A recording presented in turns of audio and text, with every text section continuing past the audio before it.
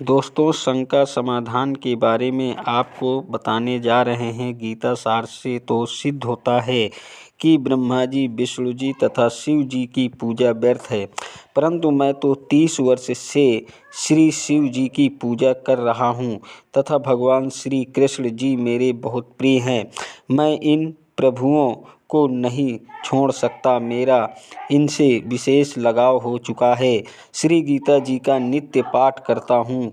हरे राम हरे कृष्ण राधे श्याम सीताराम, ओम नमः शिवाय, ओम नमो भगवते वासुदेवाय आदि नाम जाप करता हूँ। सोमवार का व्रत भी रखता हूँ, कावड़ भी लाता हूँ तथा धामों पर भी दान करने जाता हूँ। मंदिर में मूर्ति पूजा करने भी जाता हूँ। स्वर्ग प्राप्ति की इच्छा करता हूँ तथा परंपरागत पूजा के कारण एक महंत से उपदेश भी ले रखा हूँ। कृपया आप उपरोक्त गीता सार को पढ़ो। जब तक तत्व ज्ञान से पूर्ण परिचित आप नहीं होंगे, तब तक यह शंका रूपी कांटा खटकता ही रहेगा। जैसे ऊपर उदाहरण है कि उल्टा लटका हुआ संसार रूपी वृक्ष है, जिसकी मूल तो पूर्ण परमात्मा परमेश्वर है, तीनों गुण रूपी शाखाएं हैं। आपने कोई आम का पौधा लगाया है, यदि पौधे की जड़ मूल की सिंचाई पूजा करोगे जिससे वृक्ष बनेगा, फिर उसकी शाखाओं को फल लगेंगे। शाखा तोड़ने को थोड़े ही कहा जाता है। यह देखें, सीधा बीजा हुआ भक्ति रूपी पौधा अर्थात शास्त्र विधि अनुसार साधना।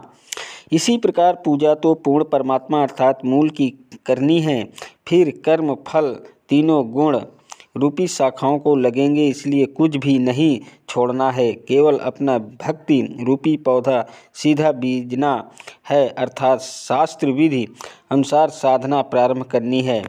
वर्तमान में सर्व पवित्र भक्त समाज शास्त्र विधि त्याग कर मन माना आचरण कर रहा है, अर्थात भक्ति रूपी पौधा उल्टा लगा रखा है। यदि किसी ने ऐसे पौधा बीज रखा हो तो उसे मूर्ख ही कहा जाता है। कृपया देखें उल्टा बीजा हुआ भक्ति रूपी पौधे के बारे में। इसलिए गीता श्लोक में कहा गया है, तीनों गुणों जी सद्गुण विष्णु जी, सद्गुण शिव जी की पूजा तक ही सीमित बुद्धि रखने वाले जो उनके अतिरिक्त किसी को नहीं पूजते हैं, उनको राक्षस स्वभाव का धारण किए हुए मनुष्यों में नीच दुष्कर्म करने वाले मूर्ख कहा है तथा कहा है कि ये मुझे भी नहीं पूजते। फिर अपनी साधना को भी गीता ज्ञान दाता प्रभु ने अति घटिया अर्थात व्यर्थ कहा है। इसलिए गीता श्लोक से में कहा है कि उस पूर्ण परमात्मा की शरण में जा, उसकी पूजा तत्वदर्शी संत के बताए मार्ग से कर। तत्वदर्शी संत की तरफ संकेत किया है। उसी पूर्ण परमात्मा की शास्त्र विधि अनुसार साधना करने से ही साधक परम शांति तथा सतलोक को प्राप्त होता है, अर्थात पूर्ण मोक्ष को प्राप्त करता है।